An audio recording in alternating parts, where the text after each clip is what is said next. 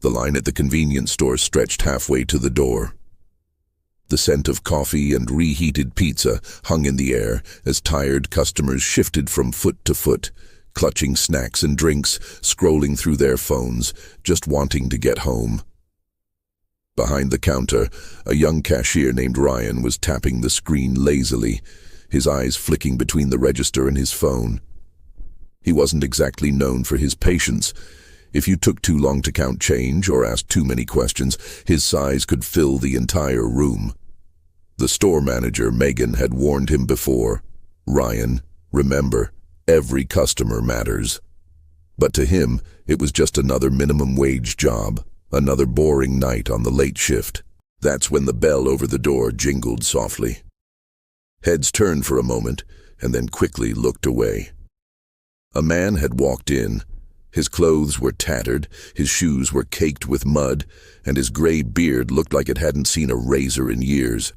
He carried a small torn backpack and a half-crushed water bottle. The man's eyes were tired but kind, and when he stepped inside, he gave a polite nod to the people around him. Most ignored him completely. Some even stepped aside. But Ryan noticed him right away, and he smirked. The man shuffled toward the counter, clutching a few dollar bills that had clearly been through better days. He picked up a cup of coffee, the cheapest one, and set it down gently. "Morning, son," he said quietly, his voice calm but weary. "Could I get this and, maybe one of those sandwiches by the warmer?" Ryan raised an eyebrow, leaning on the counter with an exaggerated grin. "You got the money for that, old man? Those aren't free." A few customers chuckled under their breath, sensing drama, as if they were watching a real-life episode of humiliation unfold. The homeless man nodded, pulling out his crumpled bills. "Think I got enough, just need something warm. It's been a long night." Ryan scanned the items and deliberately spoke louder. "That'll be 573. You sure you're not wasting my time here?" The tone wasn't just rude, it was cutting. A woman in line frowned and whispered something under her breath, but no one intervened. The man started to count his change slowly, and one coin fell to the floor. Ryan laughed, loudly. "Guess you dropped your fortune," he said, smirking. The laughter spread among a few bystanders, and for a brief second the store became a theater of cruelty. The man's face tightened, but he didn't say anything. He just bent down, picked up the coin, and placed it carefully on the counter. "Here," he said softly. "That should cover it." Ryan snatched the coins, muttering something about people like that wasting everyone's time, and shoved the receipt across the counter. The man nodded again, thanked him, and walked toward the small corner table by the window. He sat down quietly, sipping his coffee, staring out at the world that seemed to have no place for him. What no one knew, not Ryan, not the customers, not even Megan in the back office, was that the man sitting there wasn't who he appeared to be. That beard wasn't real. The wrinkles around his eyes had been carefully applied by a professional makeup artist. The clothes, though genuinely filthy, had been aged and weathered by a prop designer. Because that homeless man was actually the CEO of the entire chain, Mr. Daniel Hawthorne. Daniel had built his billion-dollar company from the ground up, starting with a single convenience store like this one, decades ago. But over the years, as the company expanded, he'd started hearing rumors. Employees feeling mistreated, customers complaining about service, stories of staff cutting corners, laughing at customers or ignoring corporate values. So he decided to see it for himself. No cameras, no PR team, no warning. Just him, in disguise, blending into the crowd to see how his people truly treated those who looked powerless. And what he saw that night at Ryan's register was worse than anything he'd read in reports. As Daniel sat quietly, sipping the lukewarm coffee, he noticed small things. how the trash can overflowed near the door, how employees rolled their eyes when someone asked a question, how Megan, the manager, didn't seem to hear Ryan's mocking tone because she was glued to her tablet, filling out some corporate survey. The company's slogan, "Every customer counts," was printed on a poster right behind the counter, glowing under a flickering light. It felt like a joke. Daniel didn't react. He didn't reveal himself. Not yet. He stayed for another 15 minutes, watching. A young mother came in with her daughter, and Ryan ignored them until the girl dropped a candy bar by mistake. Instead of helping, he just pointed and said, "Pick it up, kid." Daniel clenched his fists under the table. His company was supposed to be a place where kindness was as important as profit.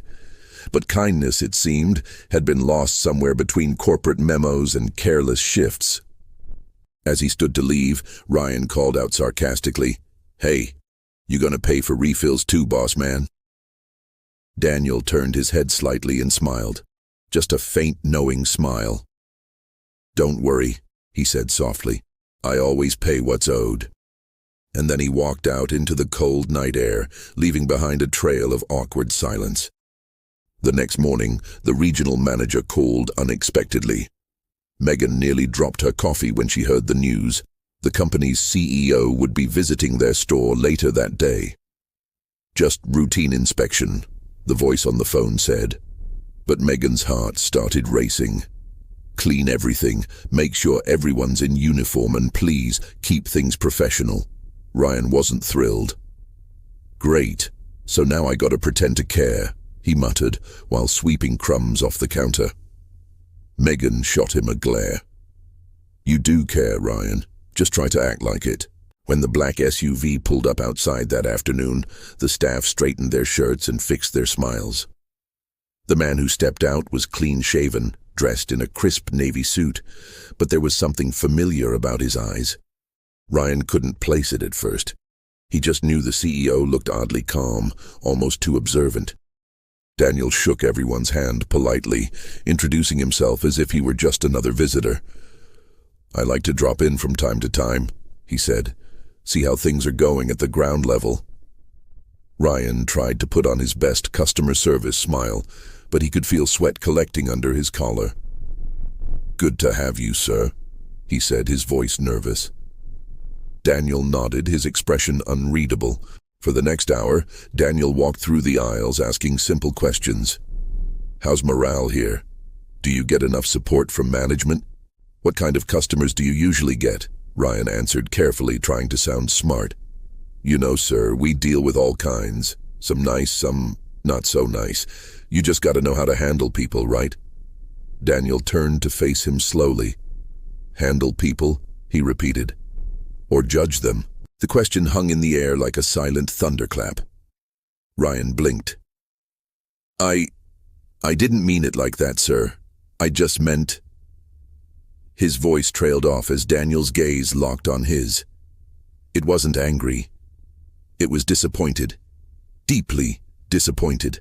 Later that evening, when the store closed, Daniel asked Megan and the team to stay for a quick meeting. The employees gathered around the counter, still unsure of what was happening. Daniel took off his jacket and set it aside. Then, with calm precision, he reached into his briefcase and pulled out a small photo, one the staff didn't recognize at first. It showed an older man in dirty clothes, sitting by the store's window with a cup of coffee. Ryan's stomach dropped. Daniel placed the photo on the counter. "Do you remember this man?" he asked softly. No one spoke. The silence was unbearable. Ryan's lips parted, but no words came out.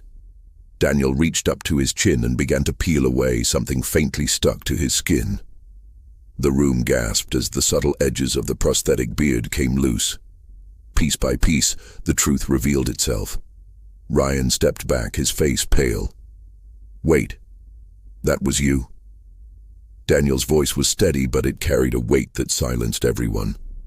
"Yes, that was me, and I saw everything I needed to see." Megan's eyes widened in shock. The team stood frozen. Ryan's smirk had completely vanished, replaced by the unmistakable look of regret mixed with fear. Daniel looked around slowly, his expression unreadable.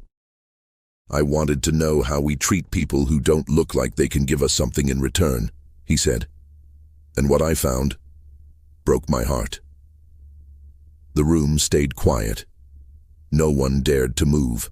Ryan's hands trembled slightly, and he swallowed hard, knowing that everything he'd done, every word, every smirk, had been witnessed by the man who signed his paychecks. But what Daniel said next was something none of them saw coming. Daniel let the silence linger just long enough for it to sting. Ryan's heart was pounding in his chest. He could practically hear it echo in the stillness of the room. Every employee avoided his eyes, pretending to adjust shelves or look busy, but no one dared to speak. The air was thick and every second stretched like a lifetime. Finally, Daniel exhaled and broke the silence. "You know," he began, his tone calm yet razor-sharp, "when I first started this company I had nothing. Not a degree, not connections, not even a proper suit for interviews. What I did have was one store and one belief, that everyone deserves respect. I wanted this company to reflect that. But what I saw last night wasn't respect. It was arrogance, cruelty, and neglect." His gaze fixed on Ryan, whose eyes were now cast down. Daniel continued, "When I walked into this store, I wasn't looking for perfection. I was looking for kindness, a simple act of human decency." He took a step closer, lowering his voice. "And I didn't find it." Megan tried to speak, her voice shaky. "Sir, I didn't know. I didn't see what happened. If I had, I would have—" Daniel raised a hand, stopping her mid-sentence. "You should have seen it. You're the manager. Leadership means noticing what others ignore." The words cut deep. Megan's face flushed red with embarrassment. Ryan finally found his voice, though it trembled. "Sir, I didn't mean any harm. I was just joking around. You know how customers can be sometimes. I didn't think—" "That's the problem," Daniel interrupted coldly. "You didn't think—" Ryan opened his mouth, then closed it again. He felt exposed, stripped of excuses. His confident mask had shattered, leaving only guilt. Daniel turned toward the others. "Does anyone here believe that treating people like that is acceptable?" No one responded. The silence was suffocating. "Because if you do," he added, "you're in the wrong business." He took a moment. Then his tone softened slightly. "I didn't come here tonight to fire people on the spot. I came here to understand why our values are slipping away. Somewhere between corporate growth and quarterly targets, we lost sight of what made us different." He looked around the small room, taking in every anxious face. "This isn't just about one cashier. It's about the culture we've allowed to take root." Ryan stood frozen, feeling smaller than ever. His mind replayed the scene from the previous night, the laughter, the stares, the mocking tone, and for the first time, he saw it through Daniel's eyes. The embarrassment hit him like a punch to the gut. He wanted to apologize, to explain that he wasn't always like this, that life had worn him down. But words felt meaningless now.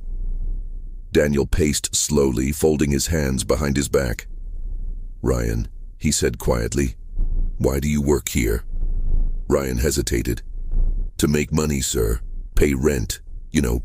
Live." "Is that all?" Daniel pressed. "Because if that's all, you'll never feel proud of what you do. Every person who walks through that door deserves dignity, whether they're spending $5 or $500. That's how trust is built, one small act at a time." Ryan swallowed hard, nodding. Daniel's expression softened slightly, but only slightly. "When I was your age," he said, "I was in your shoes, working nights, cleaning up messes, dealing with customers who barely looked me in the eye. I know what it feels like to be underpaid and overworked, but I also know what it feels like to help someone who can't repay you. And that feeling, Ryan, is worth more than any paycheck." Ryan's eyes flicked up for the first time.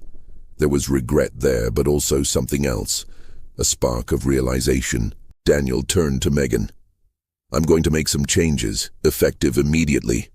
This store, and every other one, will go through a full retraining program. Customer empathy, communication, leadership. Real training, not just another slideshow. Megan nodded, relieved to have something to hold on to. Yes, sir. Absolutely. Daniel glanced back at Ryan. As for you, I'm not firing you. The room collectively exhaled.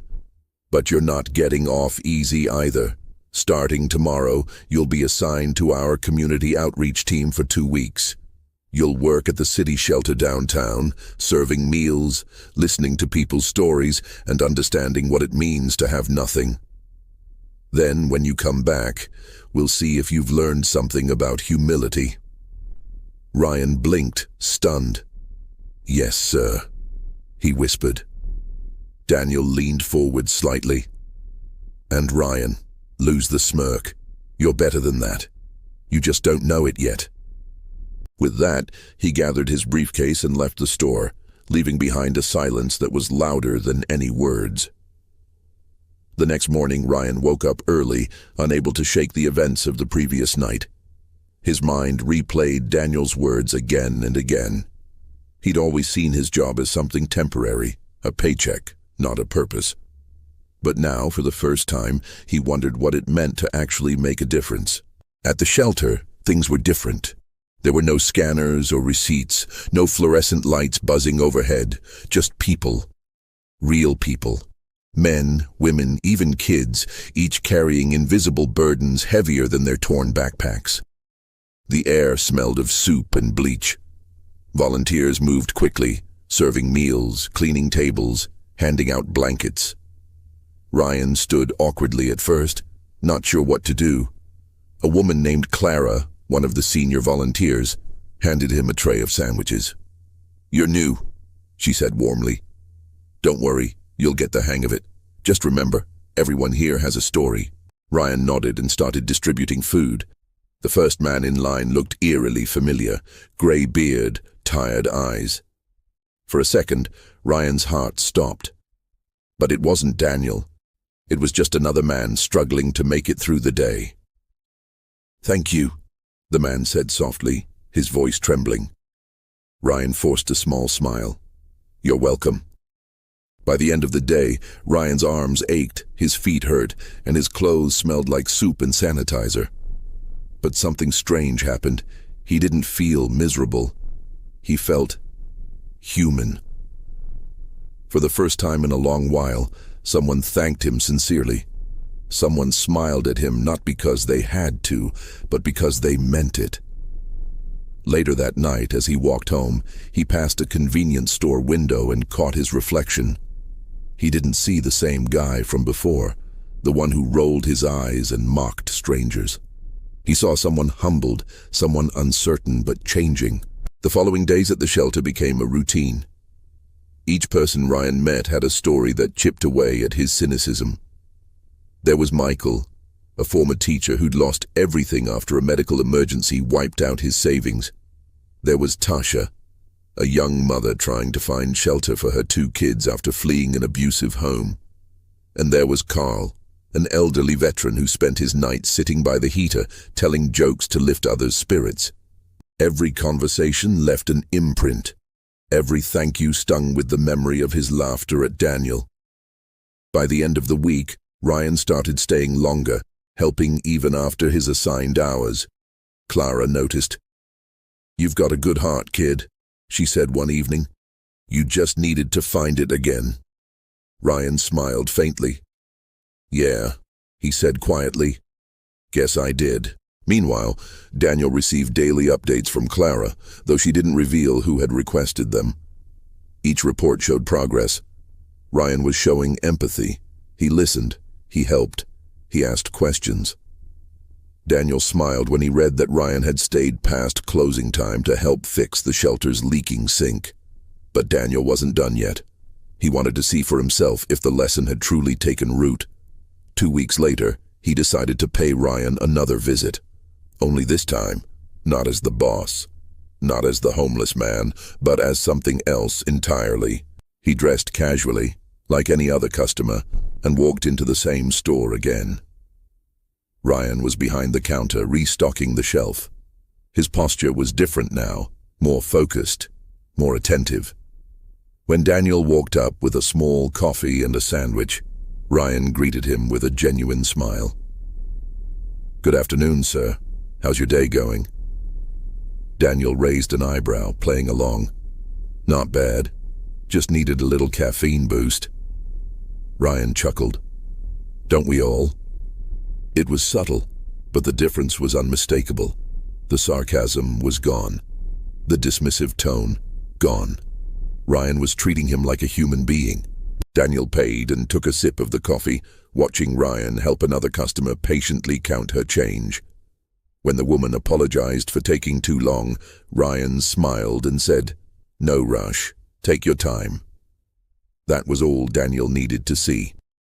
He set his cup down, leaned slightly toward Ryan and said quietly, "Looks like the training worked." Ryan froze.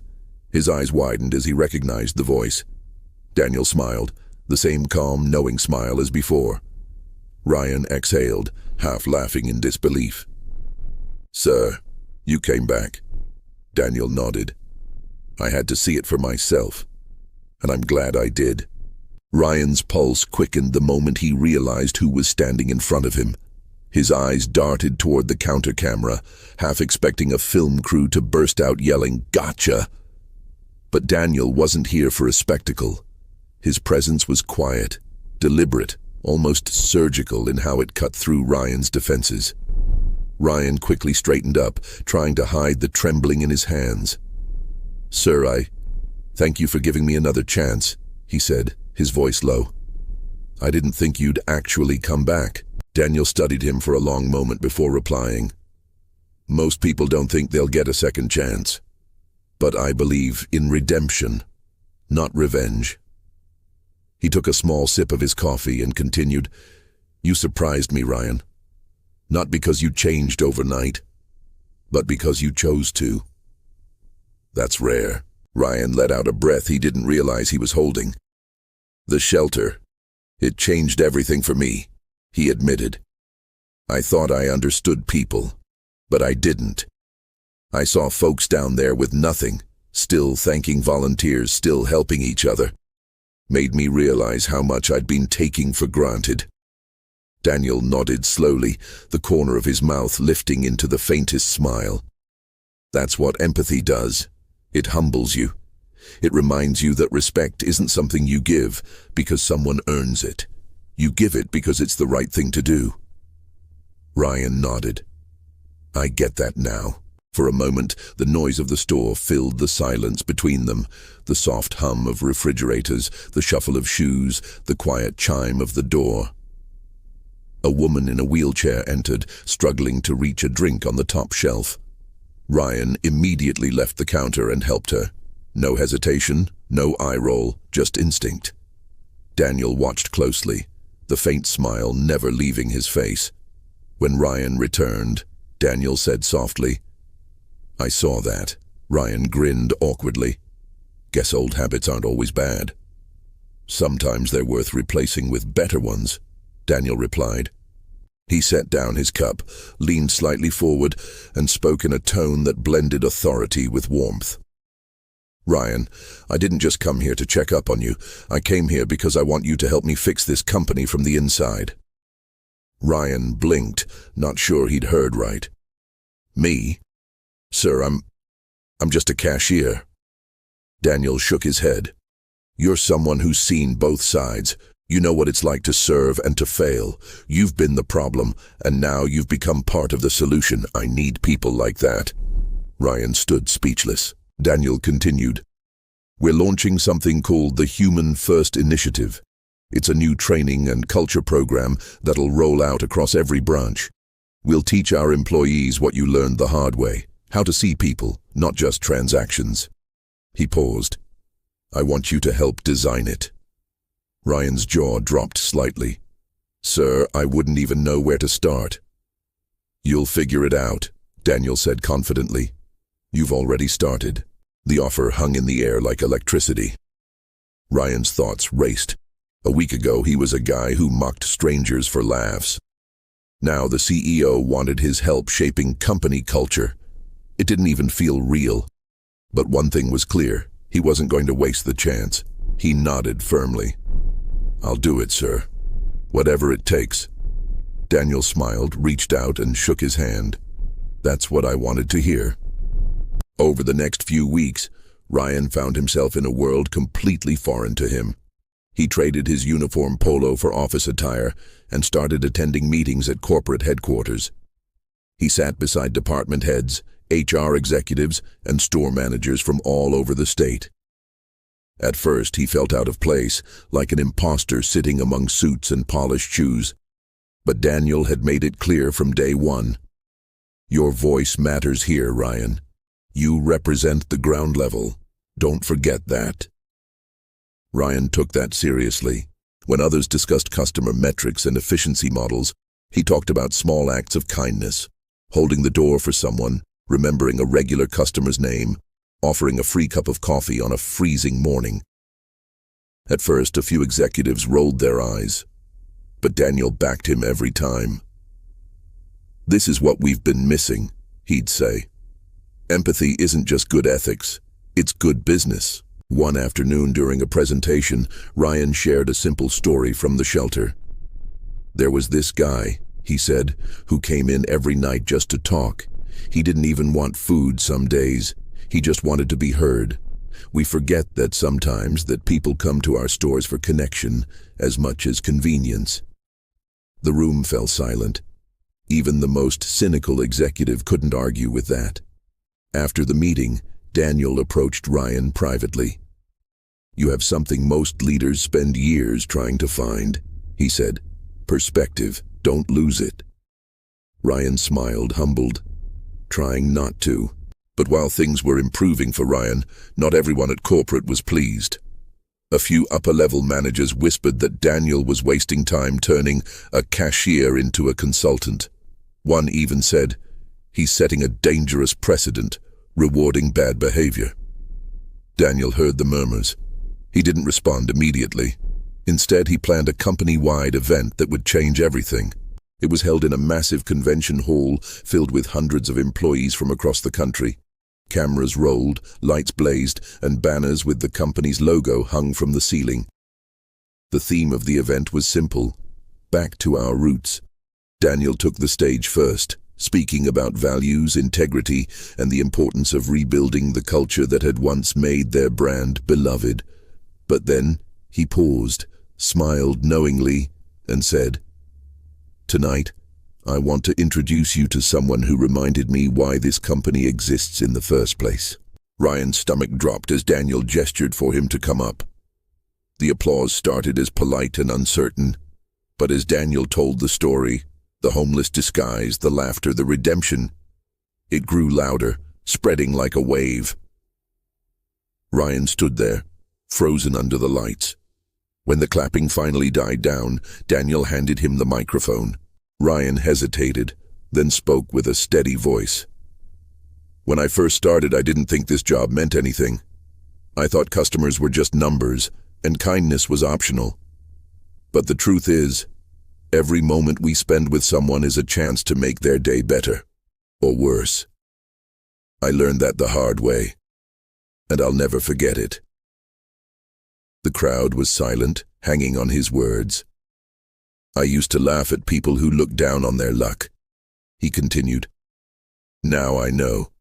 Any one of us could be there someday, and when that happens, the smallest act of respect can feel like hope." The audience rose in a standing ovation. Even the executives who doubted Daniel's decision found themselves clapping. Daniel placed a hand on Ryan's shoulder. "Ladies and gentlemen," he said, "this is what leadership looks like. Not perfection, not pride, just growth." After the event, Ryan became somewhat of a legend within the company. News outlets picked up the story. Undercover Boss exposes rude cashier, but what happens next will warm your heart. It went viral overnight. Interviews, articles, even short documentaries followed. The narrative wasn't about punishment, it was about transformation. Customers started noticing changes at local branches. Employees were kinder, Managers were more attentive. Even the tone of the company's social media posts shifted from corporate to human. But Ryan didn't let the attention get to his head. Every morning, he still stopped by his old store, greeted Megan with a smile, and helped out when things got busy. One morning, Megan chuckled. "You know, for a corporate guy, you still move like a cashier." Ryan laughed. "Guess some habits are worth keeping." Meanwhile, Daniel watched all of it unfold with quiet pride. The company's sales were up, yes, but more importantly, customer satisfaction had skyrocketed. Emails poured in from people praising their local store teams for being more respectful and kind. The human-first initiative was working. One night, Daniel sat in his office overlooking the city skyline. He picked up a framed photo from his desk, the one taken years ago of him standing outside his very first store, the same one Ryan now worked at. He smiled to himself, thinking how far things had come. Then his phone buzzed. It was a message from Ryan.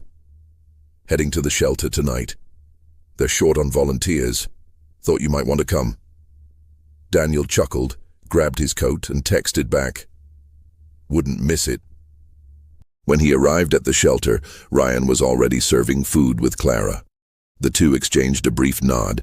No titles, no hierarchy, just mutual respect. Daniel rolled up his sleeves and joined in. For the next few hours they served side by side, laughing, listening, connecting. At one point an older man at the table looked up and said, "You two run that convenience store chain, don't you?" Daniel smiled. "Something like that." The man nodded approvingly. "Well, whatever you're doing, keep it up. Feels like the world needs more of it." Ryan and Daniel exchanged a knowing glance. No corporate slogan could ever mean more than that. Later that night, as they locked up and stepped outside into the cool air, Ryan said quietly, "You know, sir, sometimes I think about that night. How cruel I was, how blind I'd become. It still haunts me." Daniel placed a hand on his shoulder. "Let it. Regret can destroy you, or it can guide you. The choice is yours." Ryan nodded slowly. "I'm choosing the second one." Daniel smiled. "Good, because this story isn't ending, it's just beginning." The store's fluorescent lights buzz faintly above the late afternoon crowd, a mix of tired office workers, hurried parents, and the occasional wanderer just seeking warmth. Behind the counter, the cashier's smirk barely hides his impatience. He taps his fingers on the register as a man in tattered clothes approaches with a quiet humility that almost disappears beneath the noise of beeping scanners and murmured complaints. His jacket is torn at the sleeves, his shoes mismatched, his eyes tired but strangely calm. The kind of calm that doesn't belong to someone broken, but to someone watching, learning, taking mental notes.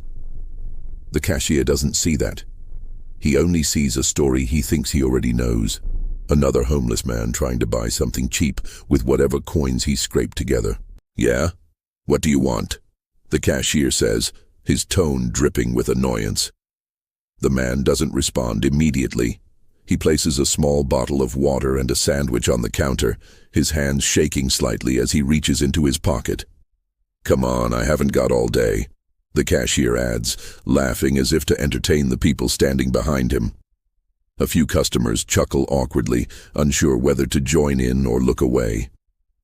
The man looks up, not in anger, not in shame, just with a faint, knowing smile that unsettles anyone who looks long enough. "I'll take these," he says softly, his voice steady. The cashier scoffs, glancing at the register screen. "That'll be $4.99, he says, his tone deliberately sharp. The man counts a few crumpled bills, lays them down, and for a brief second, the cashier's eyes flicker. Not with compassion, but with the smug pleasure of being in control. What no one knows is that the homeless man standing there has more power than anyone in the building. He's not who he seems. In his world, people like this cashier either rise through kindness or fall by arrogance. And today, a lesson is about to unfold in the most unexpected way. The cashier takes the money deliberately slow and then laughs. "You're a few cents short," he says, holding up the sandwich as if it's a luxury. The man blinks, then quietly searches his pockets again. Behind him, a woman frowns, shifting uncomfortably. "Just let him have it," she murmurs. But the cashier ignores her. "Rules are rules," he says, shrugging. "If we start giving away food to everyone who looks like him, we'll be out of business by noon." The man's face stays calm, but his eyes narrow just slightly, catching every word, every gesture. A small crowd gathers now, not big but enough to feel like a stage. The cashier thrives on it. "Look, buddy, if you can't pay, step aside. Some of us have jobs to get back to." His tone is louder now, filled with performance. The man nods slowly, takes the water, and slides the sandwich back toward the cashier. "That's fine," he says. His calmness confuses the people watching. There's something unsettling about someone so composed in the face of humiliation. He turns to leave, but a voice from the back cuts through the tension. "Hey," says the store manager, walking over with a clipboard in hand. "Everything all right here?" The cashier grins, eager to display his version of the story. "Yeah, just helping this guy understand how money works," he says, earning a few laughs from nearby customers. The manager looks at the homeless man, studies him for a moment, and something in his eyes flickers. Maybe recognition, maybe intuition. But before he can say anything, the man smiles and nods politely. "No problem," he says. "I was just leaving." As he walks out into the cold air, a light drizzle begins to fall, each drop shimmering under the streetlights. He pulls his hood up and turns the corner, leaving behind a store full of people who just witnessed an act they'll remember, some with shame, some with discomfort. The cashier, however, feels victorious. To him, it was just another funny moment in a dull shift. He doesn't realize that cameras are watching, hidden in plain sight, recording every second. Hours later, the cashier scrolls through social media on his break, laughing at memes, complaining about customers. The day moves on, but the next morning the store buzzes with something different. Whispers, managers in suits, clipboards everywhere. The cashier doesn't know it yet, but his entire world is about to flip. At exactly 9 a.m., the store's intercom chimes. "All staff, please report to the front for a short meeting." He sighs, tossing his apron aside, muttering about another boring announcement. When he walks out, the man from yesterday is standing there, clean-shaven, wearing a tailored suit, the same calm eyes but sharper now, piercing through the crowd. The cashier freezes. His laughter dies in his throat. The man smiles faintly, his voice calm but commanding. "Good morning, everyone. My name is Michael. I'm the owner of this company." The silence that follows feels heavier than the walls themselves. Every employee stares, some gasping quietly, others glancing nervously at the cashier. "Yesterday," Michael continues, "I visited this location in disguise to understand how our customers, all of them, are treated." The cashier's heart races. His hands grow cold. He can still hear his own voice from the day before echoing in his head, every cruel word amplified now by shame. Michael walks slowly toward the counter where it all happened. "Some of you treated me with kindness," he says, glancing at the woman who had spoken up. "Others showed me how easy it is to forget that dignity doesn't come with a price tag." His eyes settle on the cashier. The room holds its breath. The cashier forces a weak laugh. "Hey, it was just a misunderstanding, sir. I didn't realize." Michael raises a hand, gently cutting him off. "That's the point. You didn't realize. You didn't even try." His tone isn't angry but disappointed, the kind of disappointment that cuts deeper than any shout ever could. The silence stretches. Cameras flash as part of the official filming crew steps in, documenting the moment for the company's upcoming employee ethics campaign. The cashier's throat tightens as realization sets in. He wasn't just cruel to a customer. He humiliated his boss. Michael steps closer. I came here looking for authenticity. What I found was a reminder of how powerful small choices can be. A smile, a word, a moment of patience. You never know who's watching.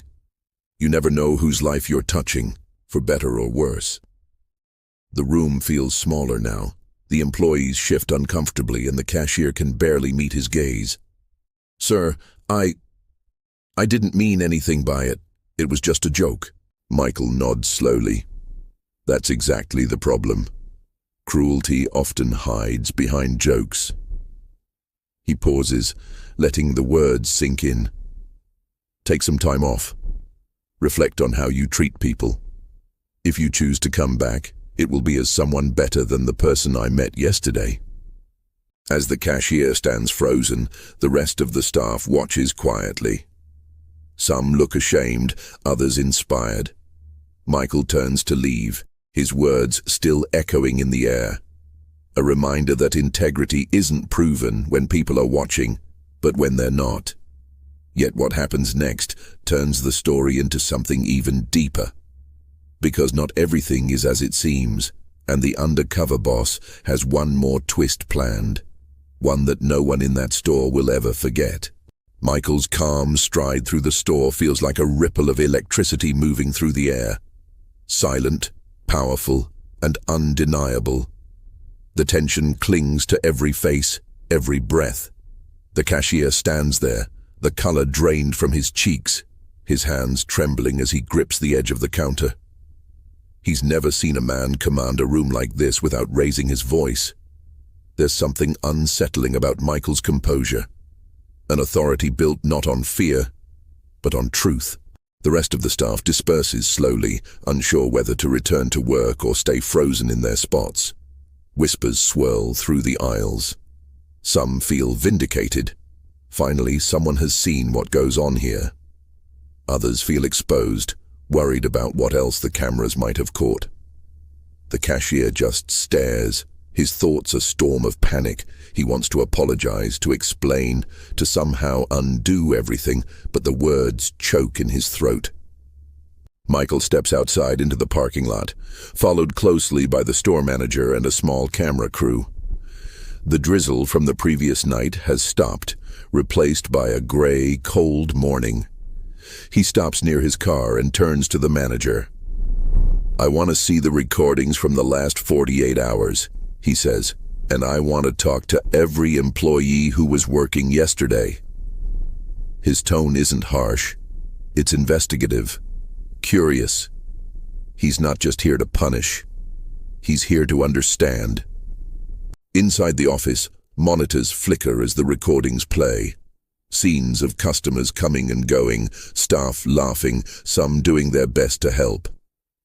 But the moment with the cashier stands out like a wound on the footage. The laughter, the humiliation, the way the crowd shifted uneasily but said nothing. Michael watches in silence. Not once does he flinch, but his jaw tightens ever so slightly. Pause it, he says, pointing at the woman who had spoken up for him. Who is she? The manager scrolls through the employee list. That's Emily. She's been with us for 2 years. Part-time, but one of the more dependable ones. Quiet, but good with customers. Michael nods. Bring her in. When Emily enters, her nervousness is written all over her face.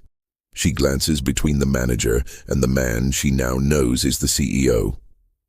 Sir, I didn't mean to interrupt yesterday, she says quickly. I just thought it wasn't right. Michael's expression softens. You did the right thing, Emily. Most people don't step in when they see something wrong. They look away, pretend it's not happening. But you didn't. He gestures for her to sit. Tell me, is what happened yesterday an isolated event, or does it happen often? Emily hesitates, glancing toward the door. Honestly, sir, it's not just him. Sometimes certain staff treat customers differently if they don't look like they can afford to be here. They get impatient, make jokes. It's not always cruel, but it's unkind. The rest of us just try to do our jobs and not get involved. Michael listens carefully, his gaze steady but thoughtful. And management? She sighs. They see it, but they don't always act. They care more about numbers, transactions, performance, upselling. Kindness doesn't show up on the spreadsheet. That sentence hits him harder than she realizes. Kindness doesn't show up on the spreadsheet. He leans back in his chair, thinking about how far the company has drifted from its original vision, the one he built with a single principle: people before profit. Somewhere along the way, that message got lost in the noise of growth and competition. He stands, offering her a small nod. Thank you, Emily. You may not realize it, but your honesty is exactly what this company needs. As she leaves, Michael turns to the manager. This isn't just about one cashier. It's about culture. Somewhere we stopped caring about the people who walk through those doors. We started treating compassion like a liability. The manager swallows hard. What do you want me to do, sir? Michael looks out the window at the customers entering the store. We rebuild from the inside out. The next day, a memo goes out to every store across the region. Mandatory training, anonymous surveys, employee check-ins. But this isn't just about paperwork. Michael decides to take it further. For the next few weeks, he plans to continue working undercover. Not as a homeless man, but as a janitor, a delivery driver, even a stock clerk. He wants to see the company through every angle, through the eyes of the people who make it run. Meanwhile, word spreads online. A short clip from the security footage, leaked by someone in the store, goes viral.